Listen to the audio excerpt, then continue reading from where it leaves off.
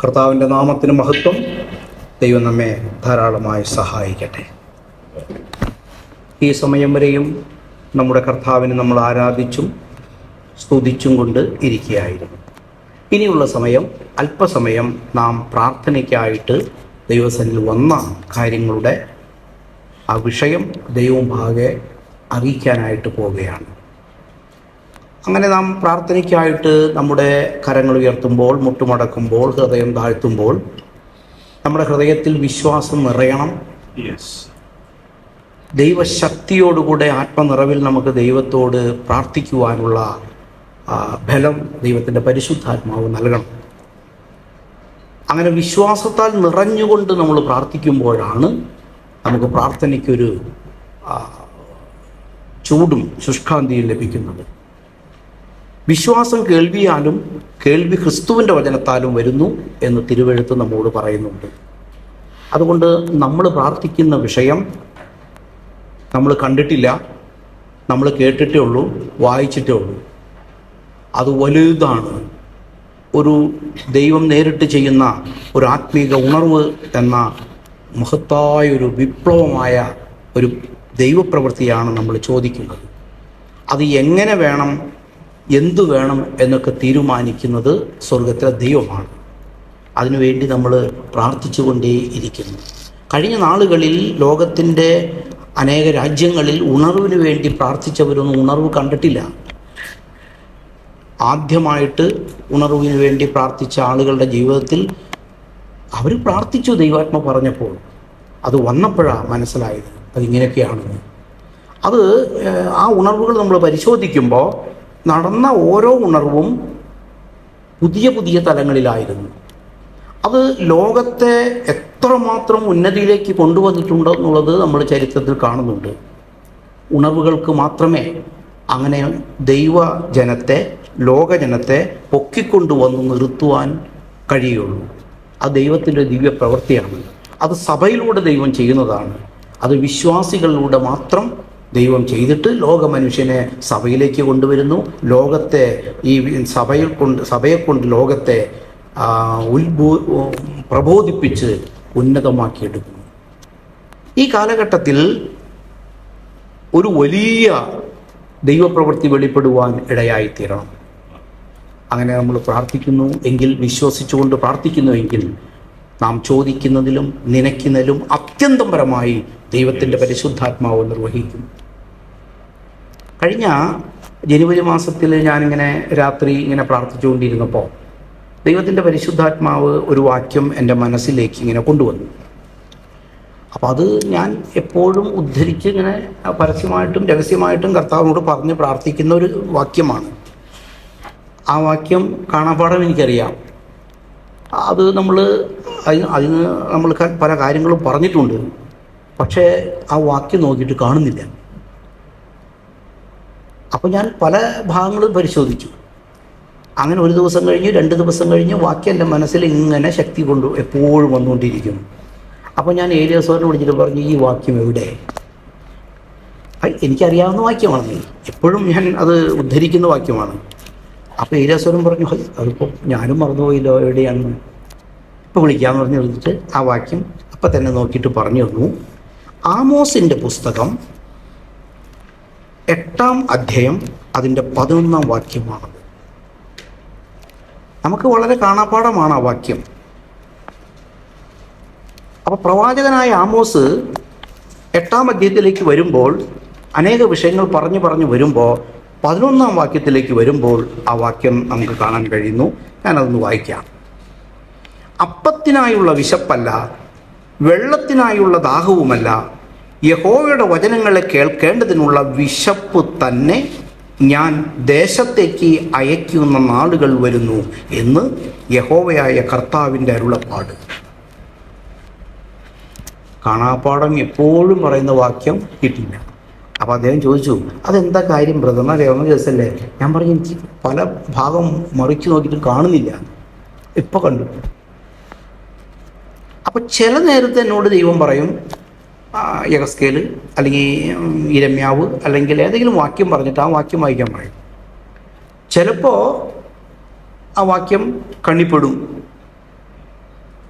മൊബൈലിലൂടെ എന്തെങ്കിലും കേട്ടുകൊണ്ടിരിക്കുമ്പോഴോ ഏതെങ്കിലും പുസ്തകങ്ങൾ വായിക്കുമ്പോഴോ ചില വാക്യങ്ങൾ വരും. ചില വാക്യങ്ങൾ എനിക്കിങ്ങനെ വരാണ്ടാവുമ്പോൾ ഞാൻ വിളിച്ചു വന്നു എന്ന് പറഞ്ഞാൽ അത് അന്വേഷിച്ചു. ആ വചനത്തിൽ അധ്വാനിക്കുന്നൊരു പ്രക്രിയ ചെയ്യാൻ വേണ്ടിയിട്ട് ഞാൻ കുറേ മറിച്ചു, അവിടെ ഇവിടെ പിറ്റും കിട്ടുന്നില്ല. അപ്പം എനിക്ക് മനസ്സിലായി ദൈവം എന്നോട് ഇടപെട്ടുകൊണ്ടിരിക്കുന്നുവെന്ന്.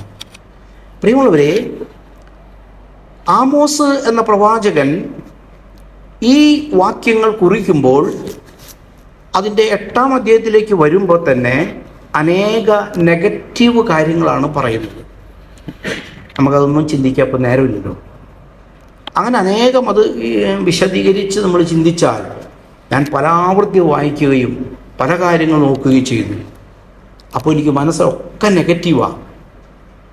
ഈ സമയത്ത് വചനം ദൈവം കൊടുക്കില്ലെന്ന് പറയുന്ന, ശിക്ഷിക്കുന്ന ഒരു പ്രക്രിയയാണ് ഇസ്രായേലിൻ്റെ മധ്യ കാണുന്നത്. അവിടുത്തെ രാജാക്കന്മാരും അവിടുത്തെ ആളുകളും അവർക്ക് വചനം കേൾക്കാൻ താല്പര്യമില്ല.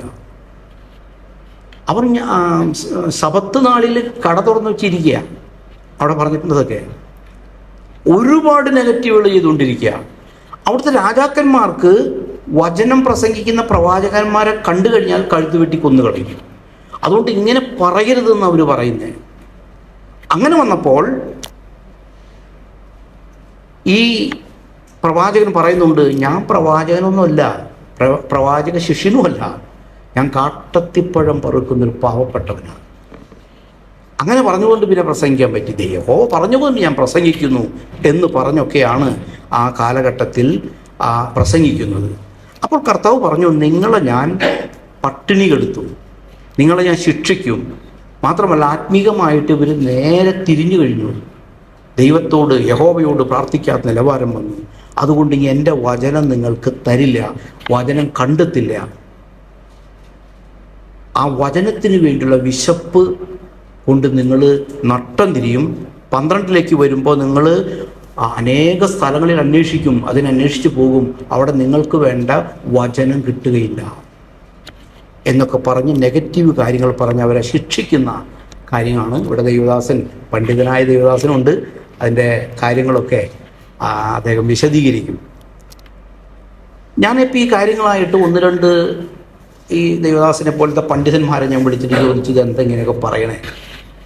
അപ്പോൾ അവരതിൻ്റെ വശങ്ങളൊക്കെ എനിക്ക് പറഞ്ഞു തന്നു. പക്ഷേ അതൊന്നും ഇപ്പോൾ ചിന്തിക്കുന്നില്ല. ആ നെഗറ്റീവ് കാര്യത്തിൻ്റെ അവിടെ നിന്നുകൊണ്ട് എന്നോട് ദൈവം സംസാരിച്ച ഒരു പോസിറ്റീവായിട്ട് അത് വിശ്വസിക്കണമെന്നുള്ള കാര്യം ഇങ്ങനെ കിട്ടിയപ്പോൾ ഞാൻ അങ്ങ് വിശ്വസിക്കാൻ തീരുമാനിച്ചു. അവിടെ അവർ പറയാണ്, അല്ലെങ്കിൽ അവരോട് ദൈവം പറയാണ്, അപ്പത്തിന് വേണ്ടിയുള്ള വിശപ്പല്ല, വെള്ളത്തിന് വേണ്ടിയുള്ള ദാഹവുമല്ല, യഹോവയുടെ വചനങ്ങളെ കേൾക്കേണ്ടതിനുള്ള വിശപ്പ് തന്നെ ഞാൻ ദേശത്തേക്ക് അയക്കുന്ന നാളുകൾ വരുന്നു. അത് അവിടെ ആ കാലഘട്ടത്തിൽ അവിടെ നിറവേറി. അങ്ങനെ ഒരു ക്ഷാമം വന്നു. ഇത് ദൈവത്തിൻ്റെ വചനമാണ്. ദൈവം ഒരു വചനം കൽപ്പിച്ചാൽ അതങ്ങനെ തന്നെയാണ്. അതിന് നമുക്ക് പോസിറ്റീവായി ഇപ്പോൾ ചിന്തിച്ചാൽ അങ്ങനൊരു കാലം ആത്മീക ഉണർവിന് വേണ്ടി വരുന്നു. അത് നമ്മൾ വിശ്വസിക്കണമെന്ന് ദൈവം അങ്ങനെ നമ്മോട് പറയാണ്. പ്രിയമുള്ളവരെ, അങ്ങനെ വിശ്വസിക്കുന്ന ഒരു പ്രാർത്ഥനാ സംഘം, അങ്ങനെ വിശ്വസിക്കുന്ന ആത്മീക ഉണർവിനുള്ളൊരു സംഘം, ദൈവം അത് പറഞ്ഞിട്ടുണ്ട്, ദൈവം അത് എന്നോട് പറഞ്ഞിട്ടുണ്ട്, ഞാൻ അങ്ങനെ വിശ്വസിക്കുന്നു. അത് ഞാൻ വിശ്വസിക്കുമ്പോൾ അതെനിക്ക് ദൈവം അങ്ങനെ തന്നെ ആക്കി തീർക്കും. ഇവിടെ എന്തെങ്കിലും ചെയ്യണമെങ്കിൽ ദൈവത്തിന് ചെയ്യാനേ പറ്റുള്ളൂ. ദൈവം ചെയ്യണം, ദൈവത്തിൻ്റെ വചനമായതുകൊണ്ട്. എബ്രായ ലേഖനം 4:12 നമ്മൾക്കറിയാം, ഈ ദൈവത്തിൻ്റെ വചനം അത് ദൈവത്തിൻ്റെ വചനമാണ്. ദൈവം എത്രത്തോളം തന്നെ വലുപ്പമുണ്ടോ ദൈവത്തിനുണ്ടോ, അത്രത്തോളം വലുപ്പം തന്നെ ഈ ദൈവത്തിൻ്റെ വചനത്തിനുമുണ്ട്. ആ വചനം ക്രിസ്തുവാണ്, ദൈവമാണ്. നമ്മൾ പറയുന്ന പിതാവാം ദൈവം, പുത്രനാം ദൈവം, പരിശുദ്ധാത്മാവാം ദൈവം. പ്രിയമുള്ളവരെ, ഈ പിതാവാം ദൈവം എന്ന് നമ്മോട് ദൈവം പറഞ്ഞപ്പോൾ, മറഞ്ഞിരിക്കുന്ന ദൈവം, നീ മറഞ്ഞിരിക്കുന്ന ദൈവമാകുന്നു. ദൈവത്തിൻ്റെ മഹത്വത്തെ ആർക്കും ഒരു നാളും കാണാൻ സാധ്യമല്ല. അവനെ ആരും കണ്ടിട്ടില്ല, കാണാൻ കഴിയുമില്ല. അടുത്തുകൂടാത്ത വെളിച്ചത്തിൽ വസിക്കുന്ന, ആദിയില്ലാതെ അന്തമില്ലാതെ, എന്നാൽ സകലത്തിനും ആദിയും സകലത്തിനും അന്തമായിട്ട് ഒരു സൃഷ്ടിക്കും മനസ്സിലാക്കാൻ പറ്റാത്ത, പിടികിട്ടാത്ത ഒരു മഹാമഹത്വമുള്ള ബ്രഹ്മം ബൃഹത്തായ ഒരു ആത്മാവായി നിലകൊള്ളുന്നു. ഊണില്ലാതെ, ഉറക്കമില്ലാതെ, അന്നജലപാനം ഒന്നുമില്ലാതെ, ഭാര്യയില്ലാതെ, മക്കളില്ലാതെ, സ്വന്തക്കാരോ ബന്ധുക്കാരോ ആരുമില്ലാതെ അനന്തമായി വാഴുന്ന ഒരു മഹാമാമുനി ശ്രേഷ്ഠത, ജീവനുള്ള മഹാദൈവം. ആ ദൈവത്തെ ആരും കണ്ടിട്ടില്ല. ആ കാണപ്പെടാത്ത ദൈവത്തിൻ്റെ ആ സത്തയെ നമുക്ക് പിതാവ് എന്ന് വിളിക്കാം. എന്നാൽ ആ ദൈവം മറഞ്ഞിരിക്കുന്ന ദൈവമാണെങ്കിലും വെളിപ്പെട്ട ദൈവമായതുകൊണ്ട് ദൈവത്തിൻ്റെ വെളിപ്പെട്ട മഹത്വമാണ് പുത്രനാം ദൈവം, മനുഷ്യരൂപത്തിൽ യേശുക്രിസ്തു. അവനിലല്ലോ ദൈവത്തിൻ്റെ സർവ്വസമ്പൂർണതയും ദേഹരൂപമായി വസിക്കുന്നത്. അപ്പോൾ ദൈവത്തിൻ്റെ ആദിയും അന്തവുമില്ലാത്ത ആ മഹത്വം മനുഷ്യൻ്റെ അല്ലെങ്കിൽ സൃഷ്ടികളുടെ നയനങ്ങൾക്ക് പാത്രീഭവിച്ചുകൊണ്ട് ഈ ഭൂമിയിൽ പ്രത്യക്ഷനായി നിൽക്കുന്നു. അതാണ് വെളിപ്പാട് പുസ്തകത്തിൽ നമ്മൾ കാണുന്ന ഉയർത്തെഴുന്നേറ്റ മഹാശ്രേഷ്ഠതയുടെ മഹത്വം. ആ കർത്താവിൻ്റെ മഹിമ അത് മനുഷ്യരൂപത്തിൽ നമുക്ക് ദർശനമായി തന്നിരിക്കുന്നു. നമ്മൾ സ്വർഗ്ഗത്തിൽ ചെല്ലുമ്പോൾ കാണുന്നത് ഈ മഹത്വത്തെ ആയിരിക്കും. ഇന്ന് ആ മഹത്വമായിട്ടാണ് നമ്മുടെ മധ്യത്തിൽ ക്രിസ്തു നിലകൊള്ളും, നമ്മുടെ കാന്തനായിട്ട് വെളിപ്പെട്ട മഹാരൂപം. അപ്പോൾ വെളിപ്പെടാത്ത ദൈവത്തിൻ്റെ ആ മഹത്വ പിതാവെന്നും വെളിപ്പെട്ട മഹത്വത്തെ പുത്രനെന്നും, ഈ ദൈവത്തിൻ്റെ ആത്മാവാണ് പരിശുദ്ധാത്മാവ്. ആ മഹാമഹത്വത്തെ, ത്രിയേക ദൈവത്തെ ആർക്കും ചിന്തിക്കാൻ പറ്റില്ല. അങ്ങനെയുള്ള ദൈവത്തിൻ്റെ പുത്രനാണ് വചനം. ആ വചനമാണ് സകലതും നിവർത്തിക്കുന്നത്. ദൈവം ഒരു കാര്യം പറഞ്ഞാൽ അങ്ങനെയാണെന്ന് പറഞ്ഞാൽ അങ്ങനെ തന്നെ, അങ്ങനെ അല്ലെന്ന് പറഞ്ഞാൽ അങ്ങനെയല്ല. ഊ എന്നും ഇല്ല ഇല്ല എന്നുമാണ്. ദൈവത്തിൻ്റെ വചനം ജീവനുള്ളതാണ്. അതിനൊരു പ്രത്യേക ജീവനുണ്ട്. പുത്രനാം ദൈവത്തിനും പരിശുദ്ധാത്മാവും ദൈവത്തിനും പിതാവാം ദൈവത്തിനും ത്രിയേക ദൈവത്തിൻ്റെ ജീവൻ, ആ ദൈവം തന്നെ ജീവനാണ്. ആ ജീവൻ ഇങ്ങനെ തുടിച്ച് നിൽക്കുമ്പോൾ ആ ജീവൻ ഉള്ളിടത്ത് ജീവൻ്റെ ഒരു ചൈതന്യമുണ്ട്.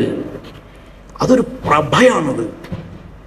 ആ ദിവ്യ പ്രഭയുള്ള ചൈതന്യമുള്ള ദൈവത്തിൻ്റെ വചനമായ ക്രിസ്തു, അങ്ങനെ ചൈതന്യമുള്ളത്, ജീവനും ചൈതന്യമുള്ളതുമായി ഇരുവായ്ത്തലയുള്ള ഏതു വാളിനേക്കാളും മൂർച്ചയേറിയതും ഒരു ചുരികയായിട്ട് നിൽക്കുന്നു. യേശു ക്രിസ്തുവിൻ്റെ മഹത്വം അത്ര ഉന്നതമാണ്. അത് പ്രാണനെയും ആത്മാവിനെയും സന്ധിമജ്ജകളെയും വേർപിടിക്കും വരെ തുളച്ചു ചെല്ലുന്നതുമാണ്. ഹൃദയത്തിലെ ചിന്തനങ്ങളെയും ഭാവങ്ങളെയും വിവേചിക്കുന്നതുമാകുന്നു. അത് ഭയങ്കര വിശദീകരണമാണ്. ഇങ്ങനെയുള്ളൊരു വചനമാണ് നമുക്ക് ലഭിച്ച ദൈവത്തിൻ്റെ വചനം. ആ വചനമാണ് ആമോസ് 8:11 പറഞ്ഞത്, അപ്പത്തിനു വേണ്ടിയുള്ള വിശപ്പല്ല, വെള്ളത്തിനു വേണ്ടിയുള്ള ദാഹവുമല്ല, യഹോവയുടെ വചനങ്ങളെ കേൾക്കേണ്ടതിന് വിശപ്പ് തന്നെ.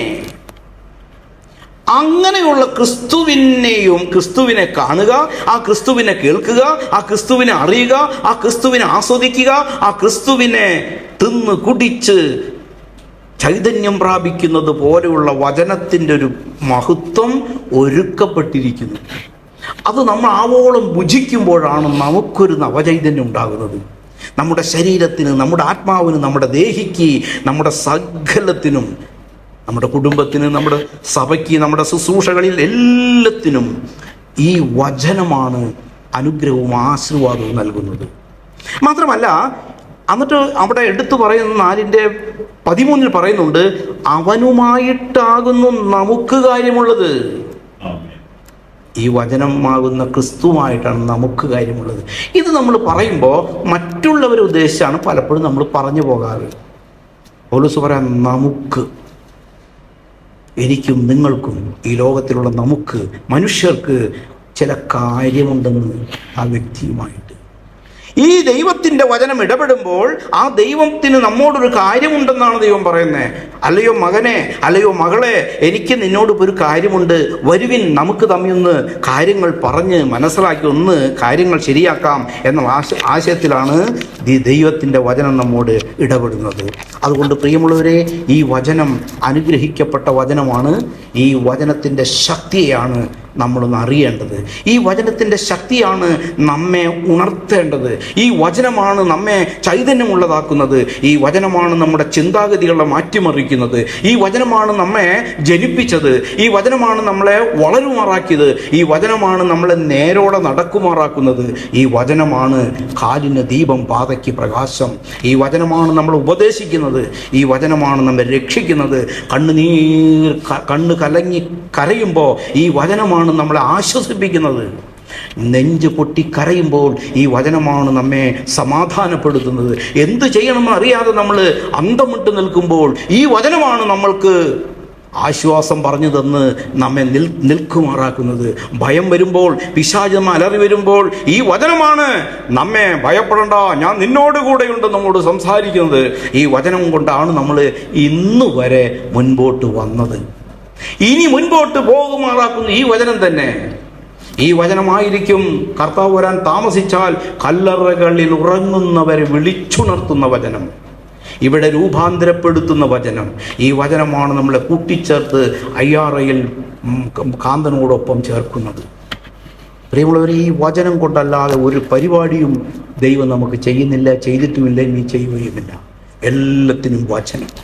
അതുകൊണ്ട് പ്രിയമുള്ളവരെ, ഈ ദൈവത്തിൻ്റെ വചനത്തിൻ്റെ മഹാത്മ്യം നമുക്കറിയാം. ഇത് നമ്മൾ ഒന്നും കൂടെ മനസ്സിലാക്കിയിട്ട് യാഥാർത്ഥ്യത്തോടു കൂടെ ഈ വചനത്തിനുള്ള ഒരു ആർത്തിയിലേക്ക് നമ്മെ കൊണ്ടുവരും. ദൈവം നമ്മെ സഹായിക്കട്ടെ. വിശപ്പ് എന്ന് പറഞ്ഞാൽ നമുക്ക് അറിയാം. എന്നോട് ദൈവം ഇങ്ങനെ സംസാരിച്ചപ്പോൾ ഈ കാര്യം വളരെ സിമ്പിളാണ്. ഈ വാക്യം വളരെ സിമ്പിളാണ്. അപ്പത്തിന് വേണ്ടിയുള്ള വിശപ്പ്, വെള്ളത്തിന് വേണ്ടിയുള്ള ദാഹം. ഇപ്പോൾ നമ്മളൊക്കെ വെള്ളം കുടിക്കുന്ന സമയമാണ്, ഭക്ഷണം കഴിച്ചു നമ്മൾ വിശപ്പ് വരുമ്പോൾ. അപ്പോൾ അതൊക്കെ സിമ്പിൾ കാര്യങ്ങളാണ്. പക്ഷേ ഇത് ഏറ്റവും ഡീപ്പുമാണ്. ഈ ഭക്ഷണം, അപ്പമില്ലെങ്കിൽ എൻ്റെ പ്രിയമുള്ളവരെ നമുക്കൊന്നും ചെയ്യാൻ പറ്റില്ല. ഈ വെള്ളം കുടിച്ചില്ലെങ്കിൽ മൊത്തം പോക്ക. 60% ശരീരത്തിൽ വെള്ളമാണ്. ധാരാളം ഭക്ഷണം കഴിക്കണം, അല്ലെങ്കിൽ രോഗിയായി പോകും. വിശപ്പ് വന്നാൽ അറിയാം. വിശപ്പ് നമുക്ക് എല്ലാവർക്കും വിശപ്പ് അറിയാവുന്നവരാ. ഞാൻ കഴിഞ്ഞ ദിവസം ആരൊക്കെ എനിക്ക് ഇട്ട് തന്ന ഒരു വീഡിയോ കണ്ടു. ഈ 1, 5, 2, 3 വയസ്സുള്ള കുഞ്ഞുങ്ങൾ കനത്ത മഴയിൽ അവർ പാത്രം പിടിച്ചുകൊണ്ട് ഭക്ഷണത്തിന് ക്യൂ നിൽക്കുന്നു. ഈ കറുത്ത വർഗ്ഗക്കാരുടെ പിള്ളേർ ആഫ്രിക്കയിലാണ്. എന്നിട്ട് മഴ കൊണ്ട് തണുത്തിട്ട് കൊച്ചുങ്ങളിങ്ങനെ വിറയ്ക്കുന്നു. നമ്മളൊക്കെ, നമ്മുടെ പിള്ളേരൊക്കെ ഭക്ഷണം കഴിച്ച് വലിച്ചെറിഞ്ഞ് കളയുമ്പോൾ ഒരു നുള്ളു ഭക്ഷണത്തിന് വേണ്ടി മഴ കൊണ്ട് തണുത്ത് വിറച്ചിട്ട് കുഞ്ഞുങ്ങൾ കാത്തു നിൽക്കും. വിശപ്പിൻ്റെ വിളി. അത് കിട്ടിയിട്ട് അവർ ആർത്തിയോടെ തിന്നണ കാണാം. എന്തോ ഒരു സാധനം അത് ആ മഴവെള്ളത്തിൽ തിന്നെ അവർ വാരി തിന്നും. കുടന്നില്ല, വസ്ത്രങ്ങളൊന്നുമില്ല. മനുഷ്യരവരൊക്കെ. വിശപ്പ് അത്ര ഉന്നതമാണ്. എൻ്റെ പ്രിയമുള്ളവരെ, അത് ദൈവം വെച്ചതാണ് ഈ വിശപ്പ്. ആ വിശപ്പ് ഭയങ്കരമാണ്. ഞാൻ ദേശത്തേക്ക് അയക്കുമെന്ന് പറയുന്ന അനുഭവം.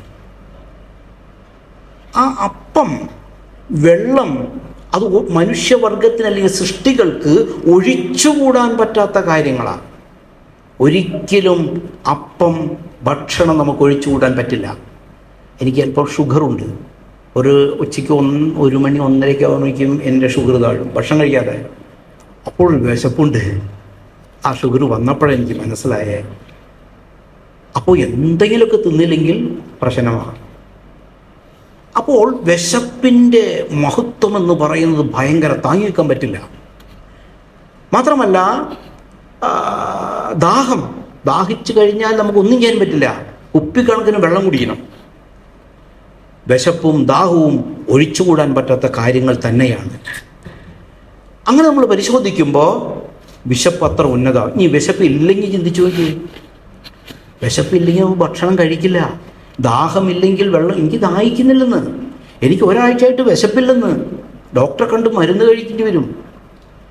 ശരീരം മൊത്തം പ്രശ്നമാകും, അത് വലിയ തകരാറുണ്ടാക്കും. ദൈവം തൻ്റെ സൃഷ്ടിയിൽ വിശപ്പ് വെച്ചിട്ടുണ്ട്. പ്രിയമുള്ളവരെ, കണ്ണട കാശ് കൊടുത്ത് മേടിക്കാം, പക്ഷെ കണ്ണിൻ്റെ കാഴ്ച കാശ് കൊടുത്ത് മേടിക്കാൻ പറ്റില്ല. നല്ല ബിരിയാണി, നല്ല ഫുഡ് കാശ് കൊടുത്ത് മേടിക്കാം, പക്ഷെ വിശപ്പ് കാശ് കൊടുത്ത് മേടിക്കാൻ കിട്ടില്ല. നല്ല പുസ്തകങ്ങൾ കാശ് കൊടുത്ത് മേടിക്കാം, പക്ഷേ ബുദ്ധി കാശ് കൊടുത്ത് മേടിക്കാൻ പറ്റില്ല. നല്ല മരുന്ന് കാശ് കൊടുത്ത് മേടിക്കാം, പക്ഷേ ആരോഗ്യം കാശ് കൊടുത്ത് മേടിക്കാൻ പറ്റില്ല. നല്ല കട്ടിലും ബെഡും ഒക്കെ നമുക്ക്, മെത്തകളൊക്കെ നമുക്ക് കാശ് കൊടുത്ത് മേടിക്കാം, പക്ഷേ ഉറക്കം കാശ് കൊടുത്ത് മേടിക്കാൻ പറ്റില്ല. ഇതൊക്കെ ദൈവത്തിൻ്റെ വരദാനമാണ്. ആ വരദാനത്തിൽ പെട്ടതാണ് ആഹാരം.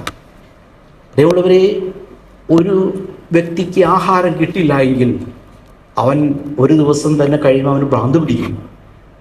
ഒരു കുടുംബത്തിൽ ആഹാരമില്ലെങ്കിൽ അവിടുത്തെ മക്കളടയും, ഭാര്യ എടോ മനുഷ്യ പോയി അരി മേടിച്ചുകൊണ്ട് പോവാ. ഇനി ഒരു പഞ്ചായത്തിൽ ഭക്ഷണം ഇല്ലെങ്കിൽ പഞ്ചായത്ത് മെമ്പറെ വെച്ചേക്കില്ല, പഞ്ചായത്ത് പൊളിച്ചു കളയും ജനം. ഒരു ജില്ലയിൽ, ഒരു സംസ്ഥാനത്ത്, ഒരു രാജ്യത്ത് പട്ടിണിയാണെങ്കിൽ പറയാനുണ്ടോ? കളവും പ്രശ്നങ്ങളും, ജനം പട്ടിണി കിടന്ന് ചത്തുപോകും, വലിയ പ്രശ്നം ഉണ്ടാക്കും. അപ്പോൾ ഭക്ഷണം അത്യാവശ്യമാണ്, അതില്ലെങ്കിലും പ്രശ്നമാണ്. ഇനി കൂടുതൽ ഭക്ഷണം കഴിച്ചാലും പ്രശ്നമാണ്. എങ്ങനെ നോക്കിയാലും ഒഴിച്ചുകൂടാൻ പറ്റാത്ത ഒരു പരിപാടിയാണ് ഇത്, നമുക്ക് കാണാൻ പറ്റും. അങ്ങനെയാണെങ്കിൽ ഈ വിശപ്പും ദാഹവും, കർത്താവ് പറയാണ്, അപ്പത്തിന് വേണ്ടിയുള്ളൊരു വിശപ്പ് ഞാൻ വെച്ചിട്ടുണ്ട്, വെള്ളത്തിന് വേണ്ടിയുള്ള ദാഹം നിങ്ങൾക്ക് വെച്ചിട്ടുണ്ട്, അത് നിങ്ങളുടെ ശരീരത്തിൽ ഉള്ളതുപോലെ. അത് സിമ്പിളായിട്ട് കാര്യങ്ങൾ മനസ്സിലാക്കാം. ദൈവത്തിൻ്റെ വചനം എത്ര ലളിതമായിട്ടാണ് അവരോട് പറയുന്നത്. അതുപോലെ എന്ന് പറഞ്ഞിട്ട് പറയാണ്, അങ്ങനെയുള്ള വിശപ്പല്ല, ദാഹമല്ല, യഹോവയുടെ വചനങ്ങളെ കേൾക്കേണ്ടതിനുള്ള വിശപ്പ് തന്നെ. ഈ ദൈവവചനത്തിന് വേണ്ടിയുള്ള ഒരു ആർത്തി, ഒരു വിശപ്പ്, ഒരു ദാഹം, ഇത് നമുക്കുണ്ടാകും. കർത്താവ് അങ്ങനെയാണ് പറയുന്നത്. യഹോവയുടെ തിരുവചനങ്ങളെ കേൾക്കേണ്ടതിനുള്ള വിശപ്പ്, അതാണ് ഇന്നിൻ്റെ ആവശ്യം. ഇന്ന് നമ്മൾ പരിശോധിച്ചോ, നമ്മുടെ സഭകളിൽ ബൈബിൾ ക്ലാസ്സിന് വളരെ കുറവാള ഉണ്ടായിരിക്കുള്ളൂ. വചന ശുശ്രൂഷ അരമണിക്കൂറിൽ നീണ്ടുപോയാൽ പലരും സമ്മതിക്കില്ല. പല സഭകളിലും, ഞങ്ങളുടെ സഭയിൽ 1 മണിക്കൂറേ വചന ശുശ്രൂഷയുണ്ട്. അത് കേൾക്കുമ്പോൾ ആളുകൾ നെറ്റി വിളിക്കാറുണ്ട്, ഇത്ര നേരം ഇരിക്കും. ഞങ്ങൾ 1 മണിക്കൂറും 1.25 മണിക്കൂറൊക്കെ ഇരിക്കും, വചനത്തിന് വേണ്ടി മാത്രം ഇരിക്കും. പ്രിയമുള്ളവരെ, ആ ദൈവത്തിൻ്റെ വചനം കേൾക്കേണ്ടതിനുള്ള ഒരു വിശപ്പ് ഇന്ന് സഭയിൽ ഉണ്ടാകണം. അതുപോലെ തന്നെ ലോകത്തുണ്ടാകണം. അങ്ങനെ ഉണ്ടാകേണ്ടത് വളരെ ആവശ്യമാണ്. ആ ആവശ്യം, ഒരു വിശക്കുന്ന അനുഭവം ദൈവം സ്വർഗത്തിൽ നിന്ന് ഭൂമിയിലേക്ക്, ദേശത്തിലേക്ക് അയക്കുമെന്നാണ് പറയുന്നത്. ഇവിടെ എല്ലാം ദൈവം അയക്കുന്നതാണ്. ദൈവം അയക്കാണ്ട് ഒന്നും ഇവിടെ വരുന്നില്ല.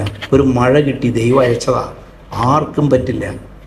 എല്ലാം സ്വർഗത്തിൽ നിന്ന് മനുഷ്യർക്ക് വേണ്ടി ദൈവം അയക്കുന്നു. അങ്ങനെ അയക്കുന്ന കൂട്ടത്തിൽ യഹോവയുടെ വചനം അയക്കും ദൈവം. ആ വചനം അയക്കുന്നതിന് മുമ്പ് ആ വചനം കേൾക്കുവാനുള്ള, ആ വചനം ഗ്രഹിക്കുവാനുള്ള, ആ വചനം മനസ്സിലാക്കാനുള്ള ഒരു ആർത്തി, ഒരു വിശപ്പ് ഓട്ടോമാറ്റിക്കായിട്ട് നമ്മുടെ ശരീരത്തിൽ ഉള്ളതുപോലെ തന്നെ ദൈവത്തിൻ്റെ സൃഷ്ടിയായ ഈ ശരീരത്തിന് ദൈവം തരുന്നു. ദൈവം വചനം അയക്കുമ്പോൾ ആ വചനം ആരുടെ ഹൃദയത്തിൽ ഏറ്റെടുക്കേണ്ട പോലെ ഏറ്റെടുക്കാനുള്ള ഒരു പ്രവണത ദൈവം നൽകും. അത് ലോകത്തിന് നൽകും, അതിനു മുമ്പ് സഭയ്ക്ക് നൽകും. സഭ ശരീരമാണ്, ക്രിസ്തുവിൻ്റെ മാർമിക ശരീരം. അപ്പം ശരീരത്തിനാണ് വിശപ്പ് ഉള്ളത്. ക്രിസ്തു അത് തൻ്റെ ശരീരത്തിൽ വരുത്തുമെന്ന്. അത് ദൈവം വരുത്തിയാലേ നടക്കുന്നുള്ളൂ. നമുക്ക് എങ്ങനെ ദാഹിക്കുന്നുവോ അതുപോലൊരു വിശപ്പ് വരും. എങ്ങനെ വിശക്കുന്നു അതുപോലെ എനിക്ക് ആ ഭക്ഷണം, എൻ്റെ വായിലെ ഭക്ഷണത്തെക്കാൾ വലുത് ദൈവത്തിൻ്റെ വചനമാണ്. ആ വചനത്തെ അതുപോലെ ഞാൻ സ്നേഹിക്കുന്നു, അതുപോലെ ഞാൻ വിശ്വസിക്കുന്നു.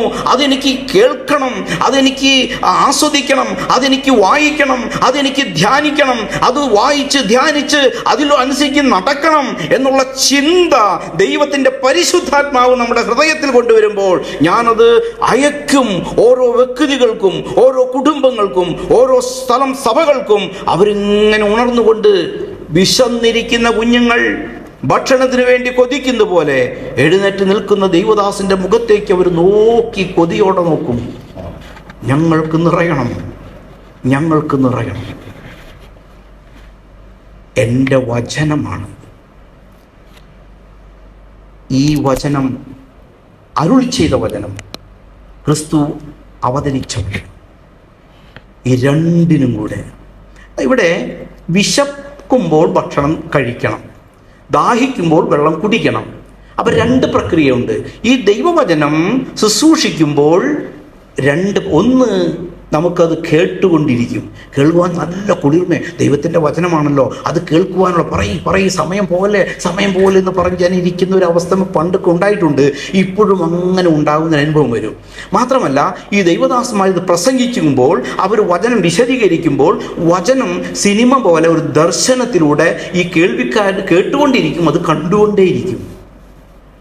യേശുക്രിസ്തുവിൻ്റെ ക്രൂശീകരണമൊക്കെ വിവരിക്കുമ്പോൾ ക്രിസ്തു ക്രൂശിലിങ്ങനെ അവർ തൂക്കി കൊല്ലുന്ന പ്രക്രിയയൊക്കെ ഓട്ടോമാറ്റിക്കലി ഒറിജിനൽ മുഖത്തങ്ങ് വന്ന് കാണും.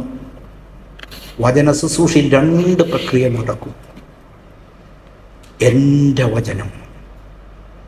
എൻ്റെ വചനം കേൾക്കുവാനുള്ള വിശപ്പ് ദേശത്ത് ഞാനയക്കും. ദൈവം പറയാൻ, ഞാൻ ദൈവമായ ഞാൻ അയക്കും. എൻ്റെ പുത്രനെ ഭൂമിയിലേക്ക് അയച്ചതുപോലെ, എൻ്റെ പരിശുദ്ധാത്മാവിനെ അയച്ചതുപോലെ എൻ്റെ വചനത്തെ ഞാൻ അയക്കും. അവൻ എൻ്റെ വചനത്തെ അയച്ച് സൗഖ്യമാക്കുമെന്ന് അരുളി ചെയ്തിട്ടുണ്ട്. എൻ്റെ വചനത്തെ അയച്ച് മാൻപേടകളെ പ്രസവിക്കുമാറാക്കും. എൻ്റെ വചനത്തെ അയച്ച് ഞാൻ വനങ്ങളെ തോലുരിക്കും. എൻ്റെ വചനം മുഴങ്ങിക്കൊണ്ടിരിക്കും. എൻ്റെ വചനം ഇങ്ങനെ സംസാരിച്ചു കൊണ്ടിരിക്കും. ആ വചനം കേൾക്കുന്ന വലിയ കൊതിയോടെ കാതുകൾ തുറന്നു വെച്ചുകൊണ്ടിരിക്കും. കേട്ടാലും മതി വരാത്ത, സംസാരിച്ചാലും കൊതി തീരാത്ത, വായിച്ചാലും മടുപ്പുളവാകാത്ത, ധ്യാനിച്ചാലും തേനിനേക്കാളും തേൻകട്ടേക്കാളും മധുരമുള്ള ഈ വചനം നമ്മൾ നേരത്തെ പാടിക്കേട്ടു. ആ വചനത്തിൻ്റെ മഹത്വം, പ്രിയമുള്ളവരെ, ഈ വചനം അത് ദേശത്തേക്ക് അങ്ങ് അയക്കും. അങ്ങനൊരു നാൾ വരുന്നു. ഒരു നാൾ വരുന്നു എന്നല്ല വചനത്തിൽ പറഞ്ഞിരിക്കുന്നത്, നാളുകൾ വരുന്നു. ഒരു നാളല്ല, 2 നാളല്ല, ഒരാഴ്ചയല്ല, മാസങ്ങളല്ല, വർഷങ്ങളല്ല, അങ്ങനെയുള്ളൊരു കുറെ നാളുകൾ നമുക്കുണ്ട്. സ്തോത്രം. ഈ നാളുകൾ അനേകർ വിശപ്പ് കൊണ്ടങ്ങ് പൊരിയും. സഭയിലെ വിശ്വാസികളും ലോകത്തിലുള്ളവരും വിശപ്പ് കൊണ്ടങ്ങ് പൊരിയും. അങ്ങനെ ശക്തിയേറിയ പൊരിച്ചിലുണ്ടാകുമ്പോൾ അവരിവിടെ വന്നിരിക്കുമ്പോൾ വചനം കൊടുക്കാൻ ആൾ വേണം. പ്രാർത്ഥനയ്ക്ക് വന്നിരിക്കുന്ന, അല്ലെങ്കിൽ ആരാധനയ്ക്ക് വന്നിരിക്കുന്ന, അല്ലെങ്കിൽ നമ്മൾ യോഗങ്ങൾ ക്രമീകരിക്കുമ്പോൾ വലിയ ഗ്രൗണ്ടുകൾ വാടകയ്ക്കെടുത്ത് നമ്മൾ യോഗങ്ങൾ പ്രഖ്യാപിക്കും. ആ യോഗങ്ങളിൽ ദൈവം തൻ്റെ വചനത്തിന് വേണ്ടി വിശപ്പയക്കുമ്പോൾ ആളുകൾ വണ്ടിയെടുത്ത്, ബസ്സൊക്കെ വാടകയ്ക്കെടുത്ത് ഗ്രൗണ്ടിലേക്ക് വരും. വെറും പാട്ട് കേൾക്കാനായിരിക്കില്ല, യഹോവയുടെ വചനം കേൾക്കാനാണ് വരിക. അപ്പോൾ അവർക്ക് യഹോവയുടെ വചനം ആര് കൊടുക്കും? അങ്ങനെ കൊടുക്കാൻ വേണ്ടി ചില ദാസന്മാരെ ദൈവത്തിന് വേണം. അതിന് തയ്യാറുള്ളവർ മാത്രം ഉണർവിന് പ്രാർത്ഥിക്കാൻ പാടുള്ളൂ. കർത്താവേ, ഒരു ഉണർവ് എനിക്ക് കാണണം, എനിക്ക് ആ ഉണർവിൽ ശുശ്രൂഷിക്കണം. അങ്ങനെയാണെങ്കിൽ ഞാൻ തയ്യാറാണ്. ആ വചനം എൻ്റെ കയ്യിൽ ഞാൻ കൊടുക്കാം. അവർക്ക് ദൈവം വചനം തരും. ആ വചനം, ഇന്നിവിടെ കേൾപ്പിക്കേണ്ട വചനം നമ്മുടെ കയ്യിൽ കിട്ടണം. ബൈബിളിൽ വാക്യം കുറേ ഉണ്ട്, അതെടുത്ത് നമുക്കൊന്ന് പ്രസംഗിക്കാൻ പറ്റും. പക്ഷെ ജനത്തിൻ്റെ കൊതി തീരില്ല, ജനത്തിൻ്റെ ആർത്തി മാറില്ല, ജനത്തിൻ്റെ ദാഹം തീരില്ല, ജനത്തിൻ്റെ വിശപ്പ് മാറില്ല, ജനത്തിന് തൃപ്തി വരില്ല. ജനത്തിന് കിട്ടേണ്ടത് കിട്ടണം. അത് കൊടുക്കുവാൻ ദൈവത്തിന് മാത്രമേ പറ്റൂ. ഞാൻ അയക്കും ഒരു വിശപ്പ്, ഞാൻ അയച്ച് വിശപ്പ് വന്ന ജനം പൊരിയും.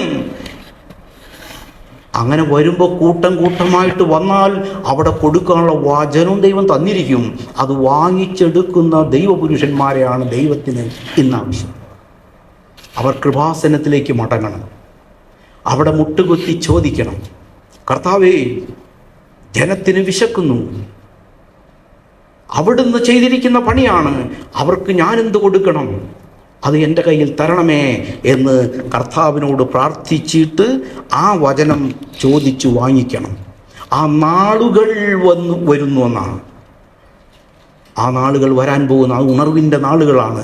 ഒരു ദിവസമല്ല പ്രിയമുള്ളവരെ, ചില ദിവസങ്ങൾ മാത്രമല്ല, ആഴ്ചകളും മാസങ്ങളും വർഷങ്ങളും ഈ സമയത്തിൽ വിശന്ന് വലഞ്ഞ് മനുഷ്യർ ദൈവത്തിൻ്റെ തിരുവചനങ്ങൾ കേൾക്കേണ്ടതിന് ആർത്തിയോടെ വന്നുകൂടുമ്പോൾ ആത്മാവിൻ്റെ വചനം കൊടുക്കുവാൻ നമ്മുടെ കയ്യിലുണ്ടാകണം. അതിനുള്ള യോഗങ്ങൾ ക്രമീകരിക്കണം ദൈവത്തിൻ്റെ ആലോചന പ്രമാണിച്ച്. അതിന് ദൈവജനത്തിന് വേണ്ടി പ്രാർത്ഥിക്കുന്ന കൂട്ടങ്ങൾ ഉണ്ടാകണം. അതിനുവേണ്ടി വിശുദ്ധിയോടെ ദൈവസന്നിധിയിൽ നിൽക്കുന്നവരുണ്ടാകണം. ദൈവത്തിൻ്റെ അഭിഷിക്തന്മാരായ ആളുകളെയാണ് ദൈവം നോക്കുന്നത്. ഈ കടന്നു വരുന്ന ഓരോ മനുഷ്യനും സഹോദരന്മാരുണ്ട്, സഹോദരിമാരുണ്ട്, കുഞ്ഞുങ്ങളുണ്ട്, വിവിധ രോഗികളുണ്ട്, പ്രതിസന്ധികളുള്ളവരുണ്ട്, അനേക ആവശ്യക്കാരുണ്ട്. അവർക്ക് അതതിൻ്റെ ആഹാരം കൊടുക്കുവാൻ യഹോവയായ ദൈവത്തിന് മാത്രമേ കഴിയൂ. കരയുന്ന കാക്ക കുഞ്ഞിനും അതതിൻ്റെ ആഹാരം കൊടുക്കുന്നവൻ അവർക്ക് വിളമ്പിയിട്ടുണ്ട്. വിശപ്പിനെ അയച്ചിട്ടുണ്ടെങ്കിൽ, ദേശം മുഴുവനും വിശക്കുന്നുണ്ടെങ്കിൽ, ദാരിദ്ര്യം അനുഭവിക്കുന്നുണ്ടെങ്കിൽ അവർക്ക് കൊടുക്കുവാൻ ആ വചനം ഏറ്റെടുക്കണം, ആ ചുമതല ഏറ്റെടുക്കണം, ആ ഉത്തരവാദിത്വം ഏറ്റെടുക്കണം. അങ്ങനെയുള്ള മനുഷ്യരെ ദൈവം തിരയുന്നു. അപ്പത്തിന് വേണ്ടിയുള്ള വിശപ്പല്ല, വെള്ളത്തിന് വേണ്ടിയുള്ള ദാഹമല്ല, യഹോവയുടെ വചനത്തെ കേൾക്കേണ്ടതിനുള്ള വിശപ്പും ദാഹവും ഞാൻ ദേശത്തേക്ക് അയക്കുന്നു. ഞാൻ ഈ വചനം എന്നോട് ദൈവം പറഞ്ഞപ്പോൾ ഞാനാകെ ജനുവരി, ഫെബ്രുവരി, മാർച്ച്, ഏപ്രിൽ ഈ ദിവസങ്ങളിൽ ഇന്ന് രാവിലെ വരെയും എൻ്റെ മനസ്സിൽ ഇങ്ങനെ വരാൻ എന്ത് ചെയ്യും കർത്താവേ? ഉണർവിന് വേണ്ടി പ്രാർത്ഥിക്കുന്നുണ്ട്, പക്ഷേ പലരും കടന്നു വരുന്നുണ്ട്. ഉത്തരവാദിത്വം ഏറ്റെടുക്കുന്നവരെ കുറവാണല്ലോ. ഓരോ യോഗങ്ങൾക്കും കൃത്യമായിട്ട് വരുവാൻ ആളുകളില്ലല്ലോ. ആളുകൾക്ക് തോന്നിയതുപോലെ വരികയാണ്. അവർക്ക് വേറെയൊക്കെ കാര്യങ്ങളാണ്. സ്വന്തം കുടുംബം നോക്കാണ്ട് പറ്റുമോ? പിന്നെ പറ്റില്ല. സഭ നോക്കാനുണ്ട്, ഒക്കെ ഉണ്ട്, എല്ലാം ചെയ്യണം, ജോലിക്ക് പോകണം, ഒക്കെ ചെയ്യണം. പക്ഷേ നമ്മളല്ലാണ്ട് ഇത് ആര് കൊടുക്കും? എന്തെങ്കിലും കാണിച്ചു കൂട്ടിയിട്ട് ജനം തൃപ്തിപ്പെടുകയില്ല. എന്തെങ്കിലും അന്യഭാഷ പറഞ്ഞ് ബഹളമുണ്ടാക്കിയും മനുഷ്യർക്ക് തൃപ്തി വരികയൊന്നുമില്ല. അവരങ്ങനെ കാണിച്ചു കൂട്ടി അങ്ങനെ അങ്ങ് പോവുകയാണ്. നമ്മൾ ഏതൊക്കെയോ കാര്യങ്ങൾ ചെയ്തുകൊണ്ട് ദൈവം പറയാത്ത ചില കാര്യങ്ങൾ ചെയ്ത് സമയം കളഞ്ഞു പോകുന്നു. നമുക്ക് അതിലൊക്കെയാണ് ശ്രദ്ധ. എൻ്റെ പ്രിയമുള്ളവരെ, സ്വർഗം കൊതിക്കുകയാണ്. സ്വർഗത്തിന് വളരെ ഇൻട്രസ്റ്റ് ആണ്. ഞാൻ ദേശത്തേക്ക് അയക്കും, ഞാൻ വിശപ്പും ദാഹവും അയക്കും. അപ്പോൾ അവർ എരിവരി കൊള്ളും. അവർക്ക് കൊടുക്കണമെങ്കിൽ എനിക്ക് കഴിയും. അതിന് മനസ്സുള്ളവരെ, ഒരു സംഘത്തെ, ഉണർവ് സംഘത്തെ ദൈവം വേർതിരിക്കും. അങ്ങനെയുള്ളവരുടെ കരങ്ങളിലേക്കാണ് ഈ അത്ഭുത ശുശ്രൂഷ കൊടുക്കുക. അവിടെ ദൈവത്തിൻ്റെ വചനം ദൈവം അവരുടെ വായിലൂടെ പുറപ്പെടുവിക്കും. എൻ്റെ പ്രിയമുള്ളവരെ, മനുഷ്യരുടെ ശരീര ആത്മദേഹികൾക്ക് ആവശ്യമായ സ്വർഗീയ ബോധ്യമാണ് വേണ്ടത്. മാത്രമല്ല, തൃപ്തി വരുത്തുന്ന മേത്തരമായ ഗോതമ്പ് കൊണ്ടവരെ ശുശ്രൂഷിക്കണം. അതിനെ ഏറ്റെടുക്കാൻ മനസ്സുണ്ടോ ഇല്ലയോ? യിരെമ്യാവ് 1:12 പറയുന്നു, എൻ്റെ വചനം നിവർത്തിക്കേണ്ടതിന് ഞാൻ ജാഗരിച്ചുകൊള്ളും. അല്ലയോ യിരെമ്യാവേ, നീ ഭയപ്പെടേണ്ട, നീ ഒരു ബാലനാണ്. പക്ഷെ ഞാൻ നിന്നെ വിളിച്ചു, നിന്റെ വായിൻ തുമ്പിൽ, നിന്റെ നാവിൻ തുമ്പിൽ ഞാൻ നിർത്തുമ്പോൾ, എൻ്റെ ജനം ഓടിക്കൂടുമ്പോൾ അവരുടെ മുമ്പിൽ ഞാൻ നിന്നെ നിർത്തും. നീ നിന്നാൽ മതി. നീ വചനത്തിനായി വായിൽ തുറക്കുമ്പോൾ നിന്റെ നാവിൻ തുമ്പിൽ എൻ്റെ വചനം ഉദിച്ചു വരും. അത് ജ്വലിച്ചു പ്രകാശിക്കും. അതിൻ്റെ കിരണങ്ങൾ നിന്റെ മുൻപിൽ നിൽക്കുന്നവരുടെ ഹൃദയങ്ങളിലേക്ക് ചെല്ലും. ആ വചനത്തിൻ്റെ ദ്യുതി ദൈവത്തിൻ്റെ ജീവനും ചൈതന്യമായിരിക്കും. അവർ ഉണർത്തപ്പെടും. അവരുടെ ശരീരങ്ങൾ ഉണർത്തപ്പെടും. സൗഖ്യങ്ങൾ ഉണ്ടാകും. അവരുടെ ആത്മാക്കൾ ഉണർത്തപ്പെടും. അവർ നിത്യജീവൻ പ്രാപിക്കും. പ്രിയമുള്ളവരെ, ഒരു നിത്യജീവന്റെ പകർച്ച ഉണ്ടാവും. ദൈവത്തിൻ്റെ വചനത്തിൻ്റെ ശക്തി അവിടെ വ്യാപരിക്കും. എൻ്റെ വചനം ഞാൻ അയക്കുമ്പോൾ അത് നിവർത്തിക്കേണ്ടതിന് എന്ത് വഴി ചെയ്യണമോ അത് ഞാൻ ജാഗരിച്ചു കൊള്ളും. ദൈവത്തിൻ്റെ വാക്ക് ഇരമ്യാവിന് കിട്ടി. ഇരമ്യാവ് പുറപ്പെട്ടു. ഇന്ന് രാത്രികാലം ദൈവത്തിൻ്റെ വചനം ദൈവമുമ്പാകെ മുട്ടുകുത്തി നിന്ന് വാങ്ങിച്ചെടുത്ത് അത് വിശ്വസ്തതയോടെ മനുഷ്യരോട് പ്രഖ്യാപിക്കാനുള്ള വിശുദ്ധന്മാരായ ദൈവപുരുഷന്മാർ എഴുന്നേൽക്കണം. ദൈവം നമ്മെ അതിനായി സഹായിക്കട്ടെ. യെശയ്യാവ് 44:3 കാണുന്നുണ്ട്, ദാഹിച്ചിരിക്കുന്നിടത്ത് ഞാൻ വെള്ളവും വരണ്ട നിലത്ത് നീരൊഴുക്കുകളും പകരും. ദാഹിച്ചിരിക്കുന്നിടത്ത് അപ്പത്തിന് വേണ്ടിയുള്ള വിശപ്പല്ല, വെള്ളത്തിന് വേണ്ടി ദാഹമല്ല, എൻ്റെ വചനത്തിന് വേണ്ടിയുള്ള വിശപ്പും ദാഹവും ഞാൻ അയക്കും. അങ്ങനെ ദാഹിച്ചിരിക്കുന്നിടത്ത് ഞാൻ വെള്ളം പകരും, വരണ്ട നിലത്ത് നീരൊഴുക്കുകൾ ഉണ്ടാവും. ഒരു വരണ്ട യോഗമായിരിക്കാം നമ്മൾ കൂടി വരുന്നത്. നമ്മൾ ഈ പ്രാർത്ഥിക്കുന്ന ഉണർവിന് വേണ്ടി പ്രാർത്ഥിക്കുകയും രാത്രിയുടെ യാമങ്ങളിൽ ജാഗരിക്കുകയും അതിനുവേണ്ടി നിയോഗിക്കപ്പെട്ടവരുടെ ചെല്ലുമ്പോൾ നിത്യജീവൻ്റെ ഒരു ഉറവെങ്ങ് തുറക്കും ദൈവം. ആ ഉറവ സ്വർഗത്തിലെ ദൈവത്തിൻ്റെ ശക്തിയോടുകൂടെ പുറപ്പെടും. അതിന് നമ്മൾ നിന്നു കൊടുക്കുമ്പോൾ എന്നിൽ വിശ്വസിക്കുന്നവരുടെ ഹൃദയത്തിൽ നിന്ന് ദൈവത്തിൻ്റെ തിരുവെഴുത്ത് പറയുന്നത് പോലെ നിത്യജീവൻ്റെ നദികൾ ഒഴുകും. മരുഭൂമിയിൽ ദാഹിച്ചു വലഞ്ഞവർ കരയുകയാണ്. അമ്മമാർ തങ്ങളുടെ കുഞ്ഞുങ്ങൾ അമ്മയെ ദാഹിക്കുന്നു, വിശക്കുന്നു എന്ന് പറഞ്ഞപ്പോൾ അമ്മമാർ പൊട്ടിക്കരഞ്ഞുകൊണ്ട് അവർ പറഞ്ഞു, വെള്ളത്തിന് വേണ്ടി അവരുടെ ഭർത്താക്കന്മാരോട് പറഞ്ഞു.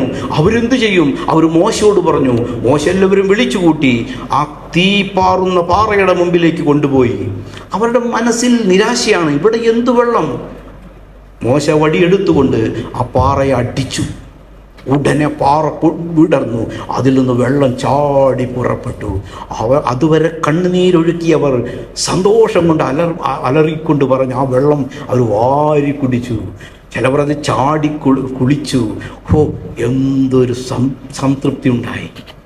ആ മരുഭൂമിയിലെ മനുഷ്യർക്ക് ജീവജലം കൊടുക്കുന്നൊരു മനുഷ്യൻ അവിടെ ഉണ്ടായി.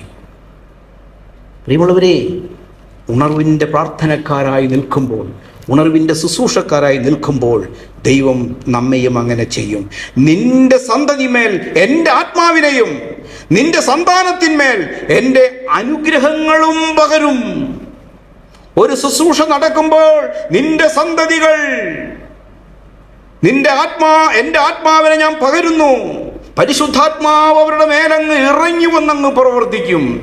പരിശുദ്ധാത്മാവ് നിത്യജീവൻ്റെ ഉറവിടമാണ്. ആ ദൈവാത്മാവ് ഒന്ന് ഇറങ്ങിയങ്ങ് നമ്മുടെ ശരീരാത്മദേഹികളെങ്ങ് തഴുകുമ്പോൾ എന്തൊരു സുഖം, നമുക്ക് തൃപ്തി വരും ആ നിത്യജീവൻ്റെ അനുഭവം കൊണ്ട്. എൻ്റെ പ്രിയമുള്ളവരെ, നിന്റെ സന്താനത്തിന്മേൽ എൻ്റെ അനുഗ്രഹങ്ങൾ ബഹുവിധമായിട്ടങ്ങ് പകരും. അവരങ്ങ് അനുഗ്രഹിക്കപ്പെടും. ദൈവജനം അനുഗ്രഹിക്കപ്പെടുന്നു. അത് കേട്ടുവരുന്ന ആ ഗ്രൗണ്ടിലേക്ക് കടന്നു വരുന്ന ആയിരങ്ങൾ, ഹിന്ദുക്കളാകട്ടെ, ക്രിസ്ത്യാനികളാകട്ടെ, മുസ്ലിങ്ങളാകട്ടെ, അവരൊക്കെയും ജാതിയില്ലാതെ വർഗമില്ലാതെ യേശുക്രിസ്തുവിൻ്റെ നിത്യജീവൻ്റെ ആ ജലം ഒത്തിക്കുടിച്ചുകൊണ്ട് അവർ സർവ്വസൗഖ്യമുള്ളവരും അനുഗ്രഹമുള്ളവരായി മാറും. നമ്മുടെ ദൈവം എത്ര നല്ലവൻ! അപ്പത്തിന് വേണ്ടിയുള്ള വിശപ്പല്ല, വെള്ളത്തിന് വേണ്ടിയുള്ള ദാഹമല്ല, എൻ്റെ യഹോവയുടെ വചനങ്ങളെ കേൾക്കേണ്ടതിന് ഉള്ള വിശപ്പ് ഞാൻ ദേശത്തേക്ക് പകരുന്നു. ഒരു വലിയ പകർച്ച, വചനത്തിൻ്റെ വിശദീകരണത്തിൻ്റെ പകർച്ച നമ്മളെന്താ കണ്ടിട്ടുമില്ല, അനുഭവിച്ചിട്ടുമില്ല. അത് കാണാനുള്ള കൊതിയോടെ കാത്തിരിക്കുകയാണ്. എൻ്റെ കർത്താവേ സഹായിക്കണം. യെശയ്യാവിൻ്റെ പ്രവചനം 55:10-11 അവിടെ നമുക്ക് അറിയാവുന്ന വാക്യമാണ്.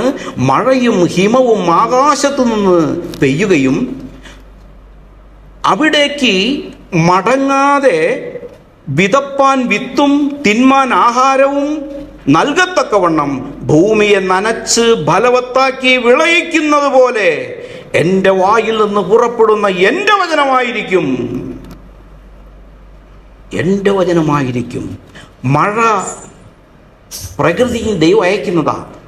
ഹിമം, മഞ്ഞ്, അത് പ്രകൃതിക്ക് ദൈവം കൊടുക്കുന്നതാ. ആകാശത്ത് നിന്ന് പെയ്യുകയാണത്. സ്വർഗത്തിൽ നിന്ന് ദൈവം അനുവദിച്ച് വിടുകയാണ്. അത് അവിടേക്ക് മടങ്ങിപ്പോകാതെ അത് ഇങ്ങോട്ട് വരികയാണ്. വിതപ്പാൻ വിത്ത് ദൈവമാണ് തരുന്നത്. തിന്മാൻ ആഹാരം നൽകത്തക്കവണ്ണം ഈ ഭൂമിയെ നനയ്ക്കുകയാണ് ഈ മഴയും മഞ്ഞും. ദൈവം അയച്ചിട്ട് ഭൂമി അങ്ങ് നനയുന്നു. മഞ്ഞുകാലത്ത് മഞ്ഞ് കൊണ്ട് നനയുന്നു, മഴക്കാലത്ത് മഴ കൊണ്ട് നനയുന്നു. ഇന്നൊരു മഴ പെയ്തപ്പോൾ എന്തൊരു സുഖ! ഈ നമുക്ക് സുഖം, ഇവിടെയുള്ള പുൽച്ചെടികൾക്കും ചെടികൾക്കും വൃക്ഷങ്ങൾക്കും എന്തൊരു സുഖമാ! ഇവിടെയുള്ള മണ്ണിൽ ഉറങ്ങുന്ന തുടങ്ങിയ അനേക ജന്തുക്കളുണ്ട്, അതിനൊക്കെ എന്തൊരു സുഖമായിരിക്കും. പ്രിയമുള്ളവരെ, സ്വർഗത്തിലെ ദൈവം അതിനെ നനച്ച്, മാത്രമല്ല ഭൂമിയെ ഫലവത്താക്കുകയാണ്. ഈ മഴയും മഞ്ഞങ്ങോട്ട് ചെല്ലുമ്പോൾ ഒക്കെ വിളഞ്ഞങ്ങോട്ട് ദൈവത്തിൻ്റെ പ്രവൃത്തി അങ്ങ് നടക്കുകയാണത്. ഒരു ഉണർവിൻ്റെ അനുഭവം അങ്ങോട്ട് വരികയാണ്. അത് ഫലവത്താകുകയാണ്, ഫലമുളവാക്കുകയാണ്. നേരെ ദൈവദാസൻ പറഞ്ഞത് ഫലം കൊടുക്കുന്നതാണ്, ഫലിക്കുന്നതാണത്. എൻ്റെ പ്രിയമുള്ളവരെ, ഫലവത്താക്കി വിളയിക്കുന്നത് പോലെ ആ ഗോതമ്പും നെല്ലും ഒക്കെ ഇങ്ങനെ വിളഞ്ഞ്, മുന്തിരിയൊക്കെ വിളഞ്ഞ് തൂങ്ങി നിൽക്കുന്നത് പോലെ എൻ്റെ വായിൽ നിന്ന് പുറപ്പെടുന്ന എൻ്റെ വചനമായിരിക്കും. അതുപോലെയാണ് ദൈവത്തിൻ്റെ വചനമെന്ന്. ദൈവം എന്ത് ഭംഗിയായിട്ടത് വിശദീകരിച്ചു തന്നിരിക്കുന്നത്. അത് വെറുതെ എൻ്റെ അടുക്കലേക്ക് മടങ്ങി വരാതെ എനിക്ക് ഇഷ്ടമുള്ളത് നിവർത്തിക്കുകയും ഞാൻ അയച്ച കാര്യം സാധിപ്പിക്കുകയും ചെയ്യും. ഒരിക്കലും മഞ്ഞും മഴയും വെറുതെയാകുന്നില്ല. നമുക്ക് തോന്നും വെറുതെയാണ്. പ്രിയമുള്ളവർ, വെറുതെ എൻ്റെ അടുക്കിലേക്ക് മടങ്ങി വരില്ല. ദൈവത്തിൻ്റെ വചനം ജീവനുള്ളതാണെങ്കിൽ ദൈവം ഒരു കാര്യം ചെയ്യുമ്പോൾ, ഒരു വചനത്തെ അയച്ചപ്പോഴാണ് ഞാൻ രക്ഷിക്കപ്പെട്ടത്. ഒരു വചനം അയച്ചപ്പോഴാണ് നിങ്ങൾ ഓരോരുത്തരും രക്ഷിക്കപ്പെട്ടത്. ഓരോ ദിവസവും നമുക്ക് വചനമാണ് നമുക്ക് ലഭിക്കുന്നത്. ഇപ്പോഴും വചനമാണ് ലഭിച്ചുകൊണ്ടിരിക്കുന്നത്. എൻ്റെ പ്രിയമുള്ളവരെ, നാളേക്കുള്ള വചനം ഇന്ന് ലഭിക്കുമ്പോൾ ആ വചനം നമുക്ക് ഫലവത്താക്കി തീർത്ത് നാളെ ഉണർവിന് വേണ്ടി നമ്മളെ ഉത്സാഹിപ്പിച്ച് ഉണർത്തിയെടുത്ത് ഉണർവിൻ്റെ പോരാളികളായിട്ട് വേദികളിൽ നിർത്തിക്കൊണ്ട് ആയിരങ്ങളെ രക്ഷയിലേക്ക് നടത്താൻ ദൈവത്തിൻ്റെ പരിശുദ്ധാത്മാവിനും ദൈവത്തിൻ്റെ വചനത്തിനും കഴിയും. ആത്മാവിൻ്റെയും ശക്തിയുടെയും പ്രദർശന കളരിയായിട്ട് നമ്മുടെ യോഗങ്ങൾ തീരും. ഓരോ ഹോളുകളിലും കൂട്ടം കൂട്ടമായിട്ട് പ്രസംഗത്തിന് മണിക്കൂറുകൾ മുമ്പ് ആളുകൾ ഹാജരാകും. എൻ്റെ പ്രിയമുള്ളവരെ, ഉണർവുള്ള കാലഘട്ടത്തിൽ സ്പർജൻ്റെ പ്രസംഗം കേൾക്കാൻ രാവിലെ തന്നെ ടിക്കറ്റ് എടുത്ത് ഗാലറികൾ ഫില്ലായിട്ടുണ്ടെന്നാണ്. വചനം കേൾക്കാനുള്ള ആർത്തി കൊണ്ട്, വചനം പറയാനുള്ള മഹത്വം ദൈവം തൻ്റെ ദാസനിൽ നിറച്ചു. എനിക്കിഷ്ടമുള്ളത് നിവർത്തിക്കുകയും ഞാൻ അയച്ച കാര്യം സാധിപ്പിക്കുകയും ചെയ്യും. ദൈവം അയച്ചിട്ടുണ്ടെങ്കിൽ ആ വചനം അത് സാധിപ്പിച്ചിട്ട് മാത്രമേ മടങ്ങുകയുള്ളൂ. എൻ്റെ വചനം നിവർത്തിക്കേണ്ടത് ഞാൻ തന്നെ ജാഗരിക്കും. നമുക്കൊരു പണിയില്ല കേട്ടോ, നമുക്ക് പ്രാർത്ഥിച്ചാൽ മാത്രം മതി. എൻ്റെ പ്രിയമുള്ളവർ, നമ്മുടെ സമയം പോയി, ഞാൻ നിർത്തട്ടെ. ഇത്രയും പറഞ്ഞത്, ഉള്ള ആളുകൾ രണ്ടാൾ മതി പ്രാർത്ഥിക്കാൻ. നിങ്ങൾ രണ്ടുപേർ ഐക്യമത്യപ്പെട്ടാൽ സ്വർഗസ്ഥനായ പിതാവിൽ നിന്നത് ലഭിക്കും. ഉണർവിന് വേണ്ടി നമുക്ക് പ്രാർത്ഥിക്കാം. DL മൂടിക്ക് വേണ്ടി 2 അമ്മച്ചിമാർ പ്രാർത്ഥിക്കാൻ തുടങ്ങി. അമ്മച്ചിമാർ 2 വീട്ടിൽ താമസിച്ച് അവർ പ്രാർത്ഥനയ്ക്ക് ഒരു വീട്ടിൽ താമസിക്കും. എന്നിട്ട് മൂടി അവിടെ പ്രസംഗിക്കുമ്പോൾ നിൽക്കുമ്പോൾ അമ്മച്ചിമാർ മുട്ടുകുത്തി നിന്ന് കൈ ഓർത്ത് പിടിക്കും. എന്നിട്ട് പറയും, കർത്താവേ, അങ്ങയുടെ മകൻ മൂടി ഇതാ വേദിയിൽ നിൽക്കുന്നു. ഓ ഹല്ലേലൂയ! വിശന്നാഹാരത്തിന് വേണ്ടി, വചനത്തിന് വേണ്ടി ആയിരങ്ങൾ തൻ്റെ ചുറ്റും കൂടിയിരിക്കുന്നു. അവിടുത്തെ വചനം അങ്ങയുടെ ദാസനിലൂടെ ആ മക്കൾക്ക് കൊടുക്ക് എന്ന് പറയുമ്പോൾ മൂടി അവിടെ കത്തിയമരുകയാണ്. മൂടിയിൽ വചനം വന്ന് നിറയുന്നു. അത് വാക്കുകളായി, നല്ല നല്ല സ്ഫുടമുള്ള വാക്കുകളായി അനേകർ ഹൃദയങ്ങളിൽ കൂരമ്പ് പോലെ കത്തിക്കയറുകയാണ്. ആളുകൾ അങ്ങോട്ട് ജ്വലിക്കുകയാണ്. ആളുകൾ കൂട്ടം കൂട്ടമായി മാനസാന്തരപ്പെട്ട് സ്വർഗത്തിലേക്ക് കയറുകയാണ്. 2 അമ്മച്ചിമാരുടെ പ്രാർത്ഥന. ദൈവം നമ്മെ സഹായിക്കട്ടെ, ദൈവം നമ്മെ സഹായിക്കട്ടെ. അപ്പത്തിന് വേണ്ടിയുള്ള വിശപ്പല്ല, വെള്ളത്തിന് വേണ്ടിയുള്ള ദാഹമല്ല, എൻ്റെ വചനങ്ങളെ, യഹോവയുടെ വചനങ്ങളെ കേൾക്കേണ്ടതിനുള്ള വിശപ്പ് തന്നെ ഞാൻ ദേശത്തേക്ക് അയക്കുന്ന നാളുകൾ വരുന്നു എന്ന് യഹോവയായ കർത്താവിൻ്റെ അരുളപ്പാട്. ദൈവത്തിൻ്റെ അരുളപ്പാടിൻ്റെ മുൻപിൽ ആമേൻ പറയണം. കർത്താവേ, സ്തോത്രം, എളിയവനിതാ സമർപ്പിക്കുന്നു. എനിക്കുള്ള വചനത്തിന് വേണ്ടി ഞാൻ രാത്രിയുടെ യാമങ്ങളിൽ എഴുന്നേൽക്കും, പ്രഭാതത്തിൽ എഴുന്നേൽക്കും, കാലത്തും ഉച്ചയ്ക്കും വൈകുന്നേരവും ഞാൻ വരും. അവിടുത്തെ പാദപീഠത്തിൽ ഒഴിഞ്ഞവനായി ഞാൻ വരുമ്പോൾ എന്നെ നിറയ്ക്കണമേ, എന്നെ ഉണർവിന് വേണ്ടി ഉപയോഗിക്കണമേ, ഉണർവിൻ്റെ പ്രാർത്ഥനയ്ക്ക് വേണ്ടി എന്നെ ജ്വലിപ്പിക്കണമേ. ഉണർവിൻ്റെ വചനം സ്വീകരിക്കത്തക്കവണ്ണം വിശുദ്ധിയുള്ളവനും നിറവുള്ളവനും കൃപയുള്ളവനും കഴിവുള്ളവനും ഉത്തരവാദിത്വമുള്ളവനും ദൈവത്തോട് കണക്ക് പറയാൻ ഞാൻ ഒരുക്കമുള്ളവനുമായി നിൽക്കണം. ഏൽപ്പിക്കും വചനം. ആ ഏൽപ്പിച്ച വചനം നീ എവിടെ കൊണ്ട് കൊടുത്തു? ഞാൻ പറഞ്ഞതുപോലെ പറഞ്ഞോ, നീ കൂട്ടി പറഞ്ഞോ, കുറച്ചു പറഞ്ഞോ? അതൊക്കെ ചോദിക്കും. കൃത്യമായി ആ വചനത്തിന് വേണ്ടി വിശുദ്ധി പാലിക്കണം. അധമമായത് ഒഴിച്ച് ഉത്തമമായത് പ്രസ്താവിച്ചാൽ നീ എൻ്റെ വായ് പോലെ ഇരിക്കുന്ന വാക്യം. അങ്ങനെയുള്ള വിശുദ്ധന്മാരെ ദൈവം തേടുന്നു. അങ്ങനെയുള്ള ഭക്തന്മാരെ, അറിവുള്ളവരെ, പണ്ഡിതന്മാരെ അല്ല ദൈവത്തിന് ആവശ്യം, സമർപ്പണമുള്ളവരെ. കർത്താവിൻ്റെ വചനം കേൾക്കുമ്പോൾ വിറയ്ക്കുന്നവനെ ഞാൻ കടാക്ഷിക്കും. കർത്താവേ, എന്നെ സഹായിക്കണം, എന്നെ സഹായിക്കണം. ദൈവം ദേശത്തിന് വിശപ്പയക്കാൻ പോവുക. വിശന്നു പൊരിയുന്ന ആത്മാക്കളെ കണ്ടാൽ വചനം പറയാതെ പോരാൻ പിന്നെ കഴിയില്ല.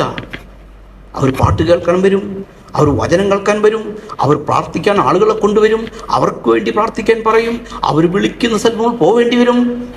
പ്രിയമുള്ളവരെ, സ്വർഗത്തിലെ ദൈവം അതിനുള്ള ആരോഗ്യം, ആയുസ്സും ശക്തിയും നമുക്ക് തരും. എത്ര വർഷമാണെന്നറിയില്ല, പക്ഷെ ഇത് വരാൻ പോകും. ദൈവം എന്നോട് അങ്ങനെ സംസാരിച്ചപ്പോൾ ഞാൻ കർത്താവിനോട് പറഞ്ഞു, സോറി, എന്നോട് ക്ഷമിക്കണം, എൻ്റെ ജീവിതത്തിൽ കുറവുകളുള്ളൂ, എങ്കിലും ഉത്തരവാദിത്തത്തോടെ ഞാൻ നിൽക്കാം. എന്നെ സഹായിക്കണം, എന്നെ സഹായിക്കണം. വലിയൊരു കൂട്ടം ഉണ്ടായിരിക്കില്ല, പക്ഷേ വിളിച്ചാൽ വിളിപ്പുറത്ത് ഓടിയെത്തുന്ന, കൈകോർത്ത് പിടിക്കുന്ന, കൃത്യസമയത്തെത്തുന്ന, വേണോ വേണ്ടേന്ന് വെച്ചല്ല, കൃത്യമായിട്ട് നിൽക്കുന്ന ഒരു സഭ. അങ്ങനെയുള്ള കുറേ സഭകൾ ഉണ്ടാക്കാൻ പോകുക നമ്മൾ. അങ്ങനെയുള്ള ഇടിഞ്ഞു കെടുക്കുന്ന സഭകളെ പണിയാൻ പോകുക നമ്മൾ. അങ്ങനെ കുറേ ആയിരങ്ങളെ, കോടികളെ, ലക്ഷങ്ങളെ കേരളത്തിലും ഭാരതത്തിലും ലോകം മുഴുവനും സഞ്ചരിച്ച് സ്വർഗത്തിലെ ദൈവത്തിൻ്റെ ആത്മീക ഉണർവിൻ്റെ വലിയ ദിവ്യപ്രവൃത്തി കാഴ്ചവെക്കാൻ പോവുക. ഈ ലോകം കണ്ടതിലേക്കും വെച്ച് ഏറ്റവും വലിയ ഉണർവും കഴിഞ്ഞ് സഭ സ്വർഗത്തിലേക്ക് എടുക്കപ്പെടുമായിരിക്കും. സഭയുടെ തിരശ്ശീല അവിടെ വീഴും, അന്ത്യക്രിസ്തു വെളിപ്പെടും. പ്രിയമുള്ളവരെ, മഹോദര കാലഘട്ടം പൊട്ടിവിടരും. അത് കഴിഞ്ഞ് യേശു ക്രിസ്തു 1000 കൊല്ലം വാഴും. സ്തോത്രം. ദൈവം നമ്മെ സഹായിക്കട്ടെ. ഈ വചനങ്ങളെ കൊണ്ട് സ്വർഗത്തിലെ ദൈവം നമ്മെ ഐശ്വര്യമായി അനുഗ്രഹിക്കട്ടെ. എന്നോട് ദൈവം സംസാരിച്ച വചനമാണ്. അത് കൃപയാൽ ഇവിടെ പറയാൻ പറഞ്ഞു, അതുകൊണ്ട് ഞാൻ പറഞ്ഞു. ദൈവം നമ്മെ സഹായിക്കട്ടെ. കർത്താവിൻ്റെ നാമം വാഴ്ത്തപ്പെടുമാറാകട്ടെ. ആമേൻ.